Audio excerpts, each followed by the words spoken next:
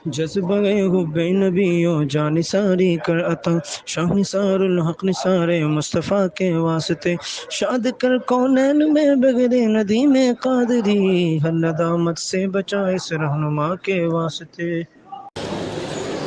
अल्हम्दुलिल्लाह नहमदुहु व नस्तईनुहु व नस्तगफिरुहु व नु'मिनु बिही व नतवक्कलु अलैहि नऊज़ु बिल्लाहि मिन शुरूरि अनफुसिना व मिन सय्यिआति अमालिना मन यहदिल्लाहु फला मुदिल्ल लहु वला हादिय लहु व नशहदु अन ला इलाहा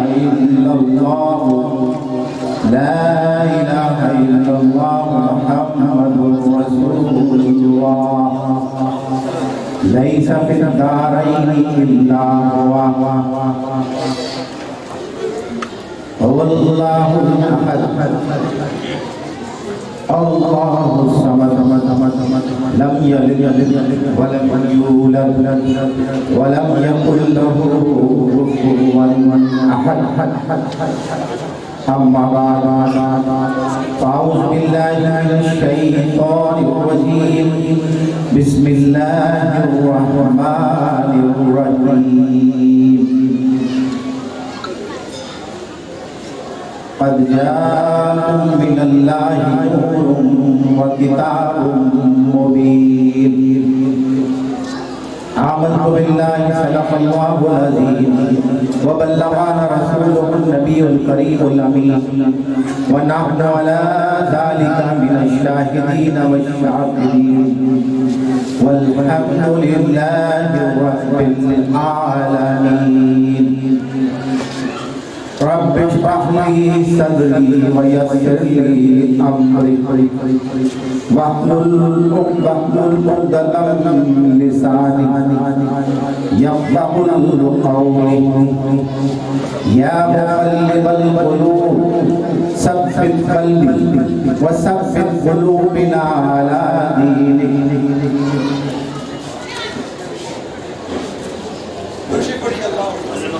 अला दीनिक इन्नल्लाह व मलाइकतहु युसल्लूना अलन नबी या अय्युहल्लज़ीना आमनू सल्लू अलैहि व सल्लिमू तस्लीमा। दूसरी पढ़ी अल्लाहुम्मा सल्लि अला सय्यिदना व मौलाना मुहम्मदिन मादिनिल जूदि वल करम व आलिहि व अस्हाबिहि व बारिक व सल्लिम। मेरे मुअज़्ज़िज़ और मोहतरम दोस्तों, भाइयों, दिलबंदों, अस्सलामु अलैकुम व रहमतुल्लाहि व बरकातुहू। जैसा कि ये महफिल हमने मुनक्किद की है बसिलसिलाए सालाना महफिल मिलाद, जिस तरह गुज़िश्ता साल भी मुनक्किद की थी उसी तरह इस साल भी मुनक्किद की। मैंने अभी आपके सामने कुरान मजीद फुरक़ान हमीद से एक आयत मुबारका पढ़ने का शर्फ हासिल किया। क़द जाअकुम मिनल्लाहि नूरुन व किताबुम मुबीन। आया तुम्हारी तरफ अल्लाह की तरफ एक नूर और एक रोशन किताब, खुली किताब। इस आयत का ये तर्जुमा है। किसकी तरफ से आया? अल्लाह की तरफ से आया। अल्लाह कौन है? अल्लाह कौन है जानते हो? इसी चीज को बताने के लिए तो वो नूर आया, इसी चीज की पहचान कराने के लिए तो वो नूर आया इस जहान में। और पहचान के बाद उसकी हिदायत के रास्ते दिखाने के लिए वो सहीफ़े कुरान आया। लेकिन आज अफसोस के साथ कहना पड़ रहा है कि उस नूर की हिदायत को भी और उस कुरान को भी हमने भुला दिया, हमने भुला दिया। आज तबाही और बर्बादी का सबब ही है कि कि आज मुसलमान ने आलम अक्सरियत में होते हुए भी अक़लियत से बदतर है, अक़लियत से बदतर है। ये हाल है।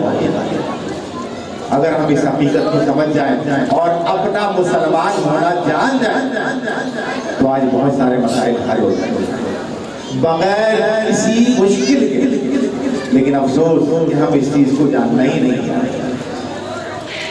हम बड़ी बड़ी महफिलें मिलाद मुनाकिद करते हैं, बड़े बड़े नात खानी के प्रोग्राम करते हैं, बड़े बड़े जलसे होते हैं, जुलूस होते हैं, लेकिन बुनियादी तरबियत नहीं रहती कि बुनियाद क्या है। बात तो ये हो गई ना, अभी समझाऊंगा आपको। बुनियाद से हटकर बात करता हूं। मैं कुछ नहीं, मैं कुछ नहीं, मैं कुछ भी नहीं, मैं कुछ भी तो नहीं। मेरे किरदार का क्या यही मेयार है? मैं फला इब्ने फला हूँ, मैं फला इब्ने फला हूँ, मेरे किरदार का क्या यही मेयार है? बात समझ जाएगी? नहीं समझेगा। देखो आसान करके समझा, बहुत आसान करके समझा। मैं क्या हूँ जानता है इंसान? मैं क्या हूँ? मैं कुछ हूँ? मैं कुछ भी नहीं, कुछ भी नहीं, मैं कुछ भी तो नहीं। लेकिन जब नापने और तोड़ने की बारी आती है तो मैं कहता हूँ मैं फला का बेटा हूँ, मैं फला का बेटा हूँ। किसी को ये याद नहीं रहता कि मैं उस आका अलैहिस्सलाम का उम्मती हूँ जिसकी वजह से मुझे ये शर्फ हासिल हुआ। किसी को इस चीज का एहसास नहीं कि जिस पर हम ईमान लाए। यहाँ तो बड़े बड़े दावे करने लगते हैं और इसी को मेयार समझते हैं। आज इसको ही मेयार समझने के सबब से पूरी दुनिया में अपना तफरी और बर्बादी कर दी है, क्योंकि हकीकत को किसी ने नहीं जाना, हकीकत को किसी ने नहीं पहचाना। और जब तक इस हकीकत को ना जानोगे ना पहचानोगे तो किसी तरह से पिटते और बर्बाद होगे। और जिस दिन इस हकीकत को जान लिया कि मैं फला इब्ने फला तो हूँ, लेकिन मेरा राबता कहाँ से है, मैं किसका उम्मती हूँ, मुझे हिदायत के लिए कौन सी किताब अता की गई है, मेरे नबी के क्या अहकामात हैं, मेरे नबी के क्या पैगामात हैं, तो हमारी जिंदगी संवरना और सुधरना शुरू हो जाएगी। बिल्कुल मनाना चाहिए मिलाद,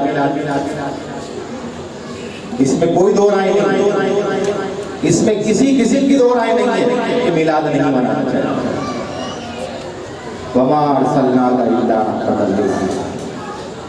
और हमने आपको तमाम जहानों के लिए रहमत बना कर दिया, ऐसे ही फरमाया ना अल्लाह तबारक व तआला। लेकिन उस रहमत को समझने की जरूरत है। अभी पैदाइश में आके अभी सिर्फ तमीज़न बात कर रहा है, उस रहमत को समझा किसी ने? वो रहमत है क्या? जब ये आयत नाजिल हुई तो शैतान की जिंदगी में भी हलचल मच गई और उसने कहा तमाम आलिमीन के लिए रहमत बनाकर भेजा। आज हम भी यही कह रहे हैं, सभी यही कह रहे हैं। तो उसने कहा तो क्या मेरे लिए भी रहमत? हाँ जा, चला उनकी बारगाह में चला जा। हुजूर अलैहिस्सलाम की बारगाह में हाजिर हो गया, कहा मेरे लिए भी रहमत। कहा मांग क्या मांगता है? बोल। कहा हर 24 घंटे में एक थप्पड़ पड़ता है मुझे रोक रहा। तो मैं चाहता हूँ जब अल्लाह ने आपको रहमतुल लिल आलमीन बना दिया तो ये थप्पड़ पड़ना बंद हो जाए। और उसकी शिद्दत इतनी होती है, उस थप्पड़ की शिद्दत इतनी होती है कि अगले 24 घंटे तक उसका असर रहता है। इतना शदीद थप्पड़ पड़ता है। सरकार द्वारा सल्लल्लाहु अलैहि वसल्लम ने फरमाया जाओ आज के बाद कम अकल था, चाहता तो राह निजात मांग ले, चाहता तो कहता मेरी बख्शिश हो जाए, मैं माफ कर दिया जाऊं तो रांदे दरगाह ना हो। तो इसी तरह से आज भी लोगों की सोच है, कुल के बजाय जूस पर इत्तिफा करता है, जबकि मेरे आप लोगों को अल्लाह ने कुल का इख्तियार दिया। अगर ये इख्तियार है, ये कुल का इख्तियार है, अल्लाह रब्बुल इज्जत की अता से तो आज उसको वो थप्पड़ नहीं पड़ता। जिंदगी गुजर रही है उसकी, जब तक है तो तरीक़ेकार है, वो चल रहा है उसी तरह से।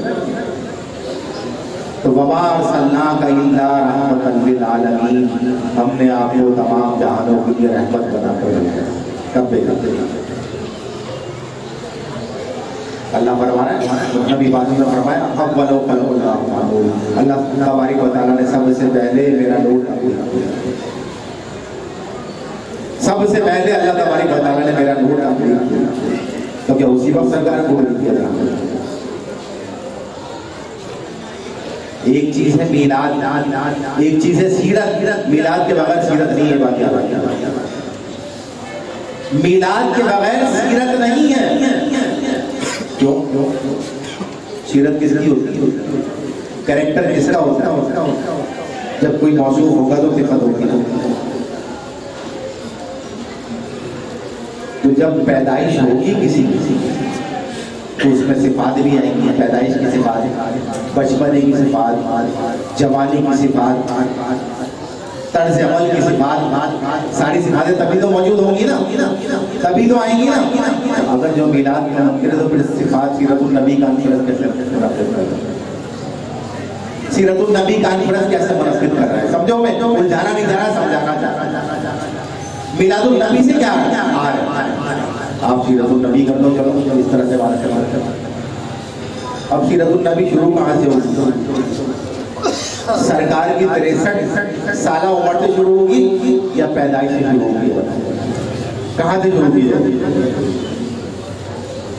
यकीनन सीरत पैदाइश से शुरू होगी।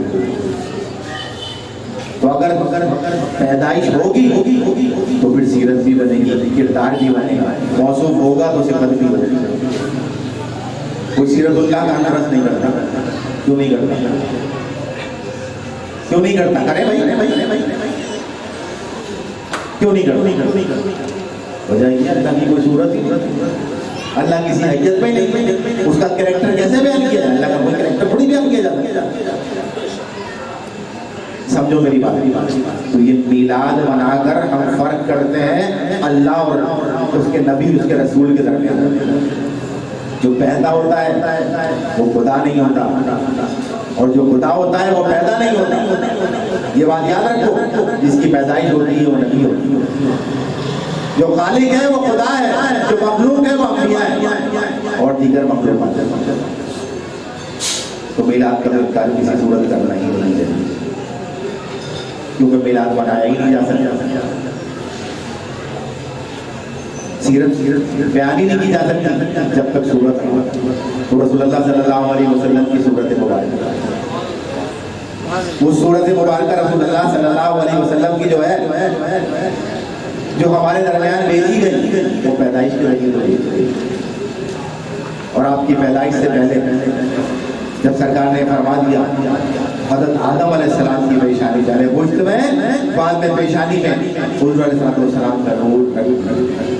आदम अलैहिस्सलाम क्या विलादत बसादत औलादों की होती है और जुड़वा बच्चे पैदा होते हैं। जब एक बच्चा अकेले पैदा हुआ तो उसका नाम शीश रखा। आदम अलैहिस्सलाम शीश रखा उस बच्चे का नाम। अल्लाह तबारक व तआला ने आदम अलैहिस्सलाम की पेशानी से वो नूर शीश अलैहिस्सलाम में मुंतकिल कर दिया। शीश अलैहिस्सलाम से वो नूर हज़रत नूह अलैहिस्सलाम में, नूह अलैहिस्सलाम से वो नूर इब्राहीम अलैहिस्सलाम में, इब्राहीम अलैहिस्सलाम से वो नूर इस्माइल अलैहिस्सलाम में। दर्जा बदर्जा सब लगा होता। और एक बात याद रखो, ये नूर किसी भी मुशरिक या काफिर में नहीं। ये बात याद रखना, किसी भी मुशरिक या काफिर में नहीं है। उस वक्त के हिसाब से जो दीन था उस पर कायम रहने वालों, उस पर कायम रहने वालों को क्या हो गया? उस वक्त जो लोग मौजूद थे।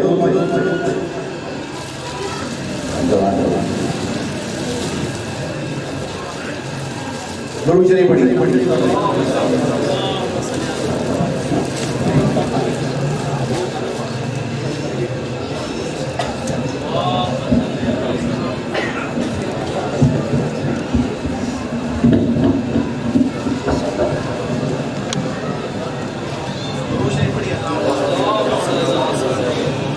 या रसूल अल्लाह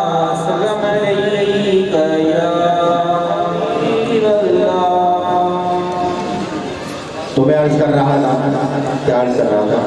वो नूर इस्माइल अलैहिस्सलाम से हजरत अब्दुल मुत्तलिब की पेशानी आई और उस नूर की बरकत से जब वो इब्राहिम अलैहिस्सलाम में आया आतिश नबूवत आप पर नहीं।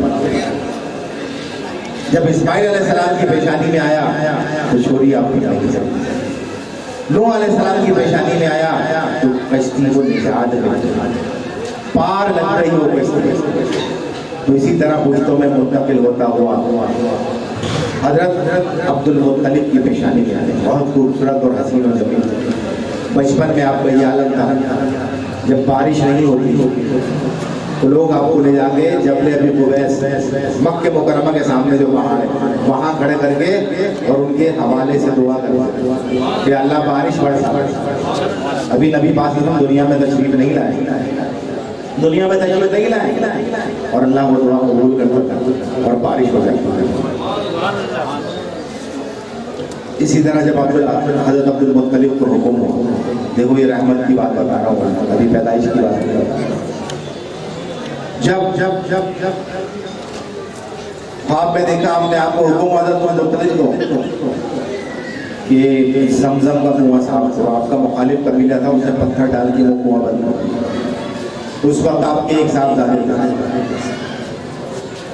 हारिस उनके साथ मिलकर आपने कुआं साफ करना शुरू किया। लेकिन बहुत दुश्वार और मुश्किल काम था।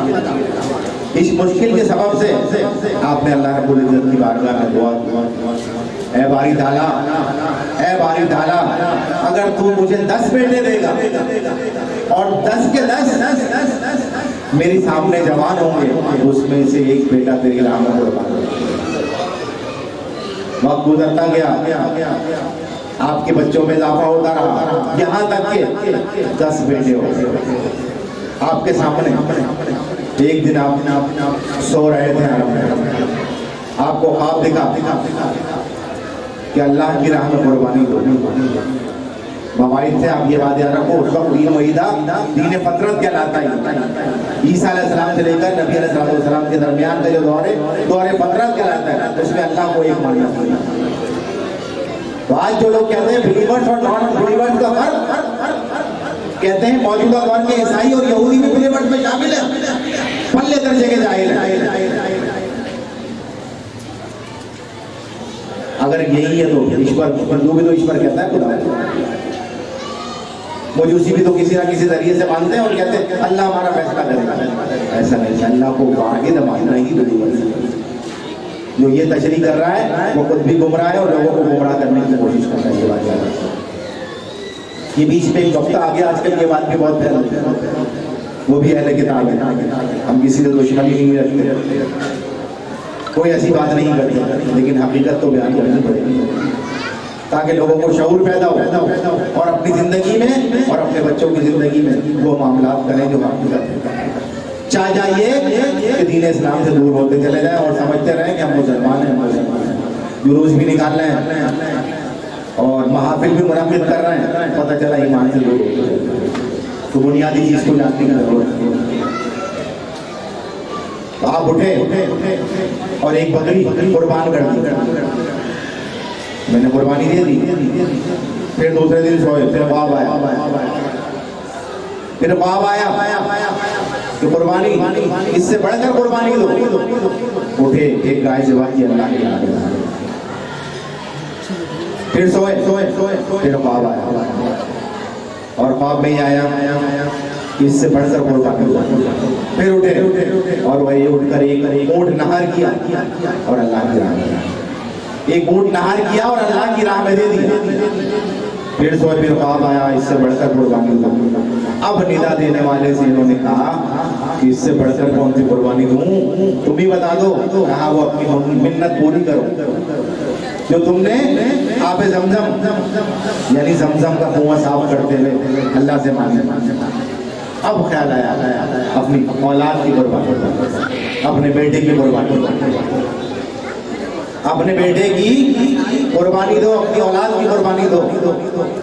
जब ये कहा आप उठे फौरन और बेटे भी सादत आज की तरह के बेटे नहीं है।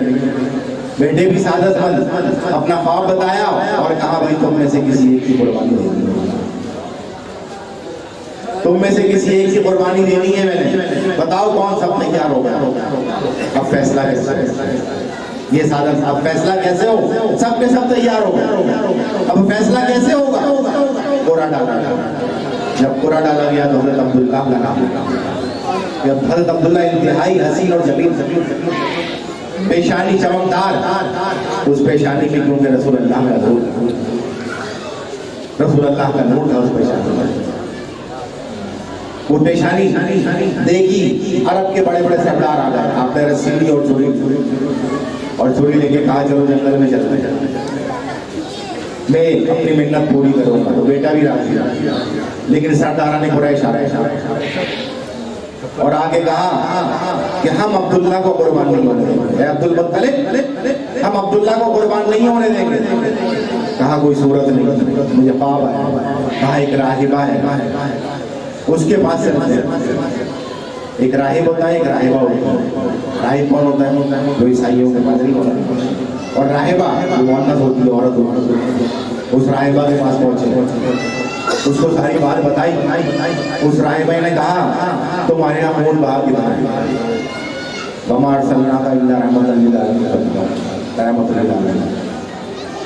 कितना है बताओ। कहा 10 ऊंट, अगर कोई किसी को कत्ल कर दे तो उसके खून वहां में 10 ऊंट। कहा बस ठीक है, जाओ पर्ची बनाओ, एक पर्ची में अब्दुल्ला का नाम लिखो और एक पर्ची में 10 ऊंट लिखो, और दोनों पर्चियां उठाओ। जो पर्ची निकल आए, अगर ऊंट की पर्ची निकल आए तो 10 ऊंट दे देना, फिर तुम्हारी तरफ से मेहनत पूरी हो जाएगी। जब तक पर्ची में ऊंटों की तादाद 10-10 करके बढ़ाते जाते, जब तक अब्दुल्ला का नाम निकलता रहे, हर बार पर्ची में 10 ऊंट। दूसरी बार किया 20 किए, फिर हज़रत अब्दुल्ला का नाम, 30 किए, फिर हज़रत अब्दुल्ला का नाम, 40, 50, 60, 70, 80 किए, फिर भी हज़रत अब्दुल्ला का नाम, 90 किए, फिर भी हज़रत अब्दुल्ला का नाम। अब उसके बाद जब 100 ऊंट लिख के डाले तो अब ऊंट की पर्ची बनी। हज़रत अब्दुल मुत्तलिब ने इस फिदिये में 100 ऊंट नहार सरदार थे, और सरकार दो आलम सल्लल्लाहु अलैहि वसल्लम की रहमत देखी, अल्लाह ने उनको रहमत बना दिया कि अब खून बहा का बदला 100 ऊंट मुकर्रर होगा। खून बहा का बदला 100 ऊंट। अगर कोई किसी को कत्ल करेगा तो उसके खून बहा में 100 ऊंट देना। अरब में कत्ल होना बंद हो गया। वो जो जहालत थी, जहालत के अंधेरे में सबसे पहले ये मुकर्रर हुआ कि अब अगर कोई किसी को कत्ल कर देगा तो 100 ऊंट। बस उन 100 ऊंट के सबब से किसी की ताकत अब करते थे, वरना गर्दन भरवानी पड़ेगी अपनी। तो फिर कत्ल होना बंद हो गया। ये रहमत है सरकार द्वारा। जिस तरह मैंने बताया कि अगर इब्राहिम अलैहिस्सलाम को आग से निजात मिली तो नूर मोहम्मद ही था, तब ये कत्ल होना बंद हो गया। ये सरकार की विलादत से पहले। अब हज़रत अब्दुल मुत्तलिब ने मुख्तसर करके बताया, क्योंकि टाइम ज़्यादा नहीं है। आपकी शादी हज़रत 18 या 20 साल की हो गई हज़रत आमना से। हज़रत आमना जो के वालिदा माजिदा हैं हुज़ूर सल्लल्लाहु अलैहि वसल्लम, बहुत नेक अमानतदार। अब बहुत से लोग ये कहते हैं माज़अल्लाह ये नबी पाक सल्लल्लाहु अलैहि वसल्लम के वालिदा होता है, मैं इनका कुफ्र साबित करना चाहते हैं। तो अगर नाम से देख लिया जाए, पहले तो नाम रखते थे अब्दुल उज़्ज़ा, तैबा, शीबा, इस किस्म के नाम रखते थे। आपके वालिद का नाम तो अब्दुल्ला है, अल्लाह का बंदा। कहाँ से कुफ्र साबित हो रहा है? सोचने वाली बात है, कुफ्र कहाँ से साबित हो रहा है? वरना अब्दुल्ला नाम तो नहीं रखते। अरब का तो ये रवायत है, बुतों के नाम पर नाम रखा करते हैं। और आपकी वालिदा का नाम आमिना, अमानतदार या अमन दी गई या अमन में आई, 12 दोनों मोबाइल हैं। और इसी उसमें भी नूर मोहम्मदी जिसमें भी रहा वो सब मवाइद है, कोई भी मुशरिक या काफिर नहीं। अब जब आपकी विलादत वासादत का टाइम आया, सरकार द्वारा अल्लाह तबारक व तआला ने हज़रत जिब्रील अमीन को हुक्म, 3 अलम तीन झंडे लेकर जाओ, एक आसमान की बुलंदी पर लगा दो, एक काबतुल्लाह की छत पर लगा दो और एक आमना के घर पर लगा दो। यहाँ रसूलुल्लाह सल्लल्लाहु अलैहि वसल्लम नूर, निकला मुझ में से एक नूर जिससे मैंने शाम के महलात देख ली। आमना फरमा वाज़े तौर पर शाम के महलात देख ली। सरकार द्वारा सल्लल्लाहु अलैहि वसल्लम का पैदाइश के साथ ही मौजूद नबी है ना, पैदा हुए गायब हो गए, माँ परेशान हो गई, लेकिन ये वहाँ के और इनके दरमियान पता चला आसमान वालों को ज़ियारत कराई। सरकार द्वारा जमीन पर आए तो सजदा किया। हम सजदे में क्या पढ़ते हैं? सुभान रब्बिल आला। और सरकार ने पढ़ा या रब्बे हबली उम्मती। हम पढ़ते हैं सुभान रब्बिल आला, यानी पाक है, अजमत वाला, आला रब। और सरकार पढ़ रहे हैं या रब्बे हबली उम्मती, उम्मत का ख्याल उस वक्त किया। तो अल्लाह ने क्या फरमाया कि हमने महबूब तुम्हारा पेशानी इस जमीन से लग गई, पूरी जमीन को हमने मस्जिद बनाई। किसी भी उम्मत को ये शर्फ हासिल नहीं है, किसी भी उम्मत को ये शर्फ हासिल नहीं है कि वो हर जगह नमाज पढ़े, हर जगह इबादत करे। और ईसाई बड़े बड़े कलीसा वो लेके चलते थे कंधे पर, लकड़ी की मस्जिद टाइप के बना लेकर चलते थे, उसी के अंदर उनकी इबादत होती। पूरी जमीन को मुसलमानों के लिए मस्जिद बना। आज का मुसलमान ऐसा है कि सजदे से आज का मुसलमान ऐसा है सजदे से रसूलुल्लाह की तालीमात पर अमल नहीं और आशिक रसूल होने का दावा बड़े जोर से लोगों हकीकत को समझो। जो बात मैं समझाना चाह रहा हूँ समझो। रसूलुल्लाह ने समझा और कहा रब्बे हबली उम्मती, और हम कहते हैं सुभान रब्बिल आला। उस रब्बे हबली उम्मती कहने की बरकत से अल्लाह ने हमारे पूरी जमीन को मस्जिद बना दी। जहाँ जाए हम सजदा करते हैं। मस्जिद के मायने भी सजदा करते हैं, जिस जगह सजदा किया जाए उस दिन काबा भी झूमा। सरकार द्वारा की हदीस मुबारक कि जो काबे का तवाफ कर ले उसके गुनाह माफ हो जाते हैं, बख्श दिए। उसके बाद करे वो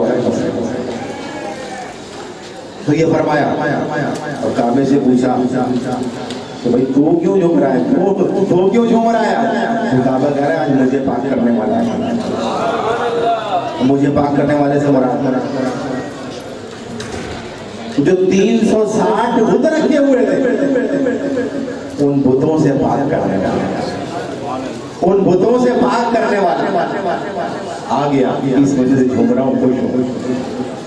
असल सबब ये है तो सजदे की बड़ी अहमियत और हकीकत है।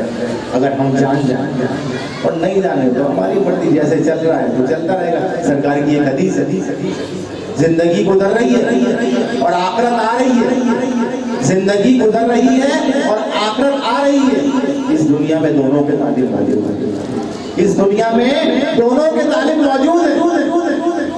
आज के लोग जैसे जो ज्यादतियां कर रहे हैं वो इस दुनिया के तालिब हैं, इस दुनिया के इक़्तिदार के तालिब हैं, इस दुनिया की हुकूमत के तालिब हैं, इस दुनिया की जान के तालिब हैं, इस दुनिया के माल के तालिब हैं, इस दुनिया की मता के तालिब हैं, इस दुनिया की शोहरत के तालिब हैं।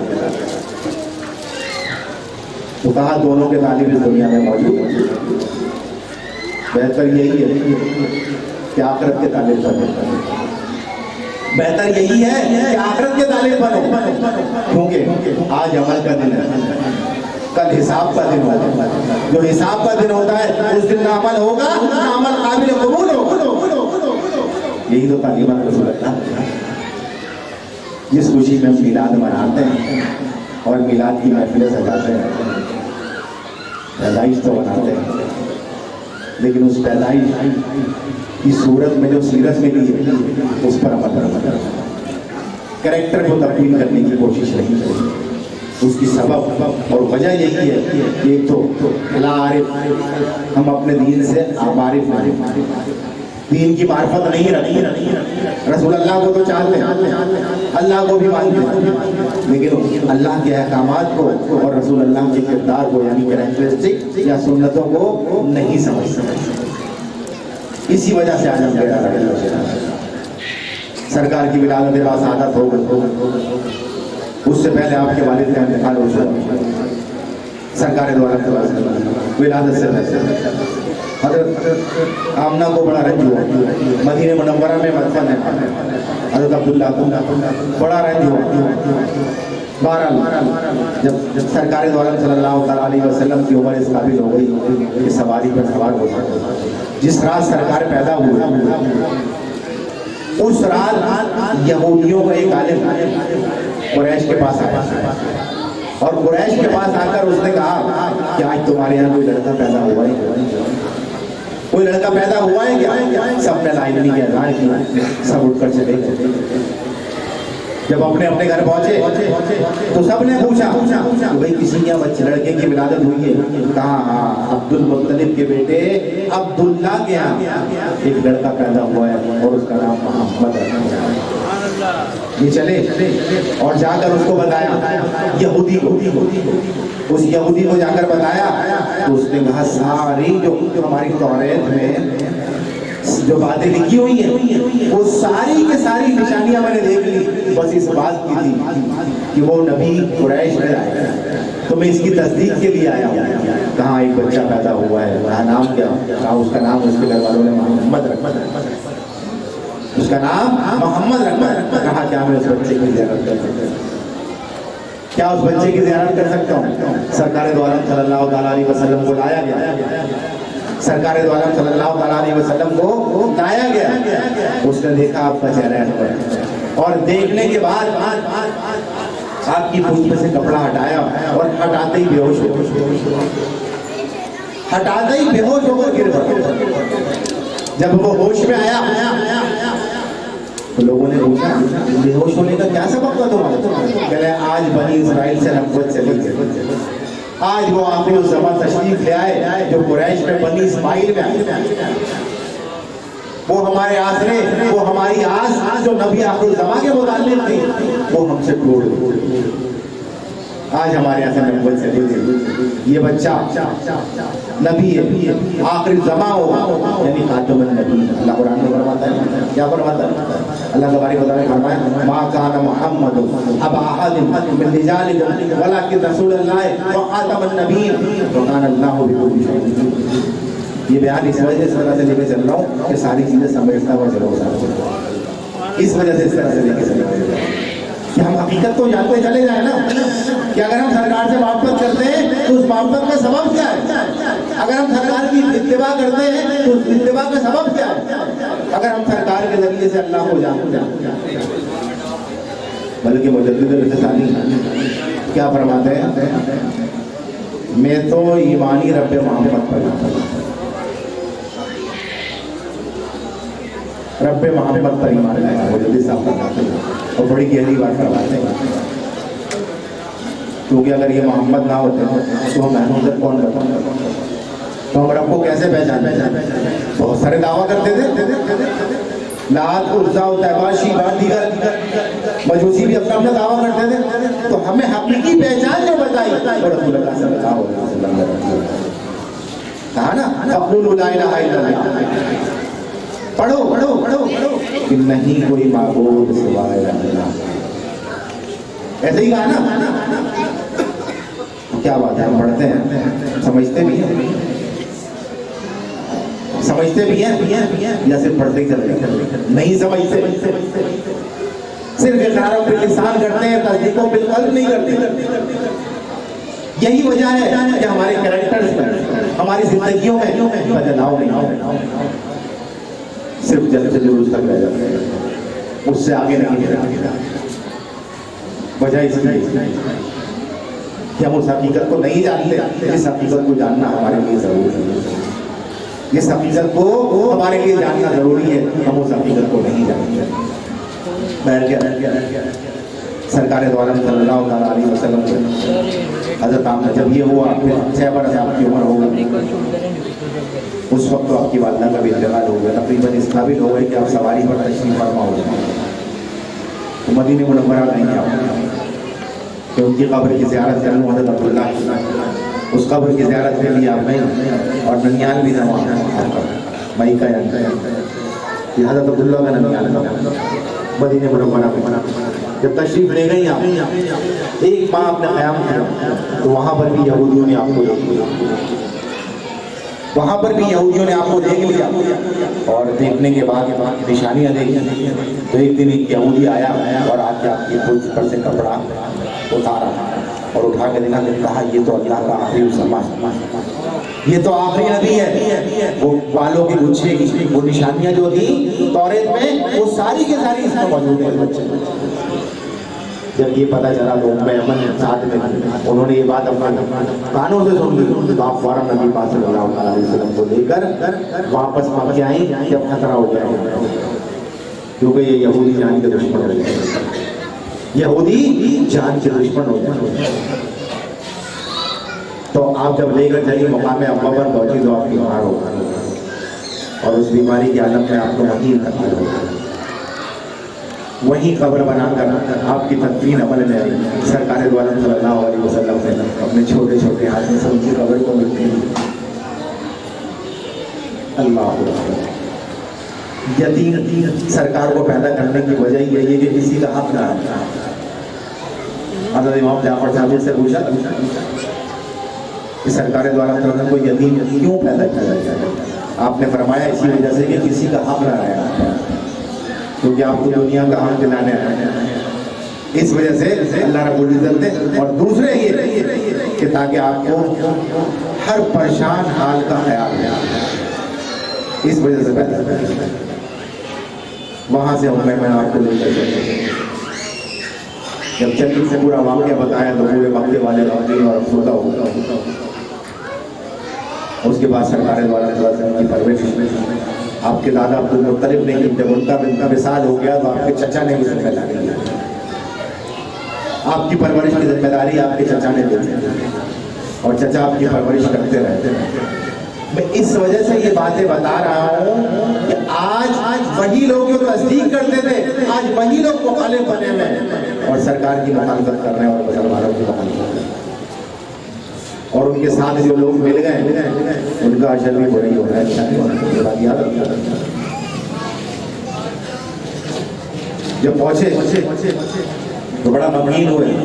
हज़रत अब्दुल मुत्तलिब के इंतकाल के बाद हज़रत अबू तालिब आपके चचा थे, आपकी परवरिश की जिम्मेदारी ली,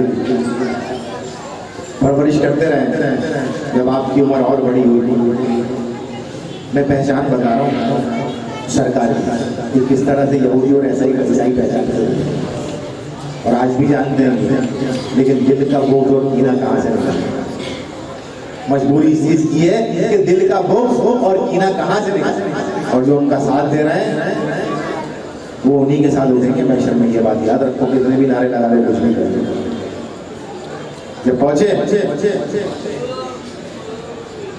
शाम का सफर करने का इरादा है, सरकार द्वारा ने कहा मैं भी चलूँगा, कहा अभी लोग छोड़ दो, कहा नहीं मैं भी चलूँगा। खैर 12 लाख जिद करने के बाद आपको देखे चले एक मुकाम पर पहुंचे, वहाँ पर क़याम, तो वहाँ पर एक कलीसा में एक राहिब, उसकी नज़र कहीं सरकार द्वारा सल्लल्लाहु अलैहि वसल्लम पर पड़ गई। जब सरकार पर पड़ी तो उसने बड़े गौर से देखा और करीब आकर तस्दीक की, और उस तस्दीक के बाद चला गया और पूछा इस लश्कर का सरदार कौन है? अबू तालिब। हज़रत अबू तालिब के पास पैगाम भिजवाया कि तुम सब के सब मेरे मेहमान हो, तुम सब के सब मेरे मेहमान हो, दावत है हमारे यहाँ, तुम्हारी दावत है। दावत कबूल की गई।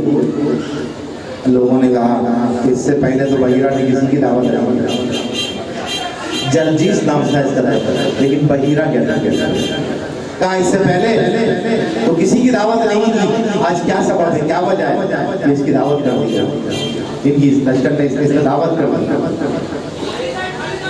हज़रत अबू तालिब ने कहा कि सामान की हिफाजत करने के लिए मोहम्मद सल्लल्लाहु अलैहि वसल्लम को वहाँ पर ठहरा दिया और बाकी सब दावत में चले गए। बहीरा ने इनका इस्तकबाल किया और उसके बाद कहा कि सब लोग आ गए, कोई रह तो नहीं गया? कहा सब आ गए, बस एक बच्चा रह गया।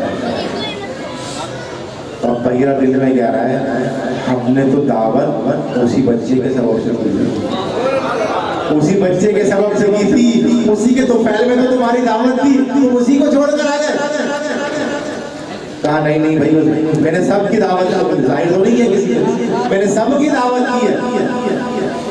उस बच्चे को लेकर, उस बच्चे को लेकर मेरे आदमी हिफाजत करने के सामने सरकार द्वारा सल्लल्लाहु अलैहि वसल्लम को वहाँ लाया गया।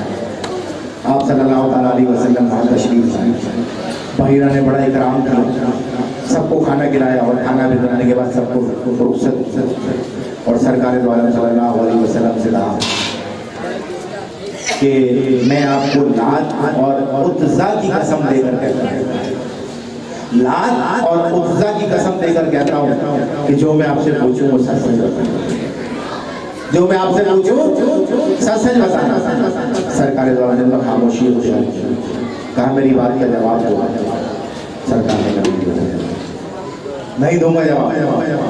कहा क्यों? तुम्हें लात मुझे बड़ी चिढ़ और नफरत है, इन बुतों के नाम से तो मुझे बड़ी चिढ़ है, बचपन आए लड़कपन आए, इनसे तो वैसे ही मुझे बहुत नफरत है, इनकी कसम से तो जवाब नहीं दूंगा।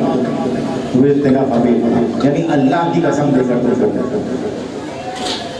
अल्लाह की कसम देकर तुमको कहता हूँ कि जो मैं तुमसे सवाल करूँ सच सच बताऊँ। सरकार ने कहा पूछो जो सवाल पूछो।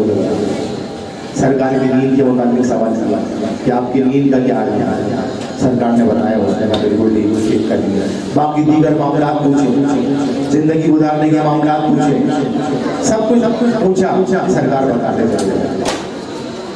कहा सारी निशानियाँ हैं। हज़रत अब्दुल मुत्तलिब से कहा ये किसका बेटा है? कहा मेरा बेटा है।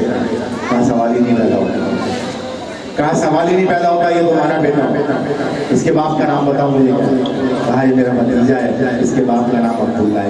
बोले इसका बाप कहाँ है? कहना बाप का इंतकाल हो गया, बाप का इंतकाल। कहा ये निशानी भी हो गई, ये निशानी भी हो गई। बिल्कुल। अब एक निशानी रह गई थी, उसने आपकी पूछ पर से कमीज हटाई और हटा कर कहा अल्लाहु अकबर, अपने आप पर ईमान रखा। कहा यही वही आखिर ज़मान है, यानी खातमुन नबी वही है, इनके बाद कोई नबी नहीं आने वाला, यही वो खातमुन नबी है और मैं इन पर ईमान रखा। और कहा अबू तालिब इनको यहाँ से लेकर चले जाओ, फौरन चले जाओ, यहाँ ना ठहरना, यहाँ ना ठहरना, फौरन यहाँ से चले जाओ। कहा क्यों, क्या वजह है? कहा ये जो निशानी है ना, जितनी मैंने पूछी है सब इंजील में लिखी थी, तो अगर किसी इंतहा पसंद यहूदी या ईसाई आलिम ने देख लिया तो इनकी जान के दुश्मन हो जाएंगे। क्योंकि हम लोग तो बड़ी आस लगाए हुए थे कि ये नबी हमारे यहाँ आएंगे, लेकिन ये तो कुरैश में आ गया, बनी इस्माइल में आ गया, तो उनको फौरन यहाँ से ले जाओ। फिर हज़रत अबू तालिब ने अपना सामान वहाँ फरोख्त किया और फरोख्त करके फौरन वापस चले गए। अब सरकार द्वारा सल्लल्लाहु अलैहि वसल्लम की जिंदगी गुजरते दिन गुजरते रहे, लोग आपके पास अपनी अमानतें रखते रहे। एक दिन जब हुक्म रब्बी हुआ, हुक्म रब्बी हुआ, सरकार ने निदा दी और पहाड़ी पर चढ़ गए और कहा अहले कुरैश, सब कुरैश आ गए, जमा हो गए। कहा क्या बात है मोहम्मद, क्यों बुलाते हो? कहा अगर मैं कहूँ इस पहाड़ के पीछे से लश्कर हमला आवर होने वाला है तो क्या तुम मेरी बात मान लोगे? कहा बिल्कुल मान लेंगे, बिल्कुल मान लेंगे। हाँ क्यों नहीं मान लेंगे? क्योंकि आप शादी पर अभी ईमान की बात की, आज मुसलमान कच्चा है इस मामले में, बहुत कच्चा है आज मुसलमान इस मामले में। कहा बिल्कुल। कहा जब इस बात को कि हमें नजर नहीं आ रहा हो, कहा फक़ूलू ला इलाहा इल्लल्लाह, कहो नहीं कोई माबूद सिवाय अल्लाह, नहीं कोई माबूद सिवाय अल्लाह के, कहो सबके सब से रोशनी। कहने हम अपने बाप दादा का दीन छोड़ दें, तो क्या तुम्हारे समझ में आया वो ला इलाहा इल्लल्लाह? क्या मुसलमाना ने आलम के समझ में आया? अक्सरियत की बात कर रहा हूँ, वो क़ूलू ला इलाहा इल्लल्लाह। तो पता चला जब हक़ानियत की बारी आई, जब अपने मामले की बारी थी तो हाँ करते रहे, जब हक बयान किया, जब हक बयान करने की बारी आई तो सारे मुखालिफ हो गए। कहा नहीं हम इसको नहीं छोड़ सकते, माना कि तुम सच्चे हो, अमानतदार हो, अमीन हो, लेकिन इस बात को नहीं मानते। तो आज नाम लेवा मुसलमान, यानी नाम निहाल मुसलमान बने, उनका भी यही हाल है कि उस क़ूलू ला इलाहा इल्लल्लाह को नहीं माना और रसूल अल्लाह से मोहब्बत का दावा भी करते हैं, नारे लगाते। रसूल अल्लाह ने सबसे पहला पैगाम क्या दिया? यही पैगाम तो दिया जिसकी वजह से मिलाद बना रहे सरकार का, वाम्मा बिनिअमति रब्बिका फहद्दिस।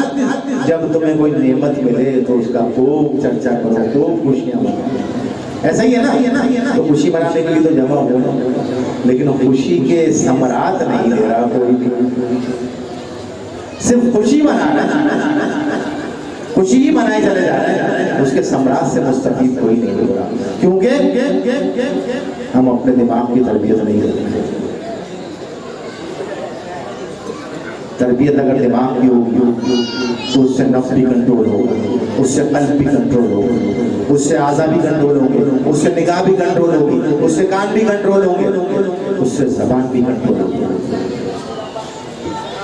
अब वो तरबियत किस रोशनी में होगी? वो सरकार द्वारा सल्लल्लाहु अलैहि वसल्लम की सीरत की रोशनी में, जिस तरह से असहाबे किराम ने की, उनकी पूरी जिंदगी देख लो, सरकार की सीरत पर अमल करते चले आए, ऐसा ही है ना। लेकिन आज हमने वो काम छोड़ दिया, मुसलमान होने का दावा करते हैं, जल्द से जुलूस को मुनाफिक करते हैं, महाफिल को मुनाफिक करते हैं, लेकिन वो बुनियाद छोड़ दी जिसकी बुनियाद पर अल्लाह बंदे से मोहब्बत करता है, वो काम छोड़ दिया हमने। रसूल अल्लाह के आने का मकसद यही था कि वो तुम्हें रोशनास करा दे अल्लाह तबारक व तआला की ज़ात में। उस कानून जो मैंने शुरू में आज पढ़ी, क़द जाअकुम मिनल्लाहि नूरुन व किताबुम मुबीन, आया तुम्हारी तरफ अल्लाह की तरफ एक नूर और एक खुली किताब, रोशन किताब। आज कुरान को समझने की कोशिश नहीं करते, आज रसूल अल्लाह की साथ को जानने की कोशिश नहीं करती, आज रसूल अल्लाह की सुन्नतों पर अमल करने की कोशिश नहीं करती, आज अपने नफ्स की खातिर कि फलाना बंदा मुझसे राजी हो जाए वो नाराज हो, सारे अहकामात बालाए ताक करते हैं।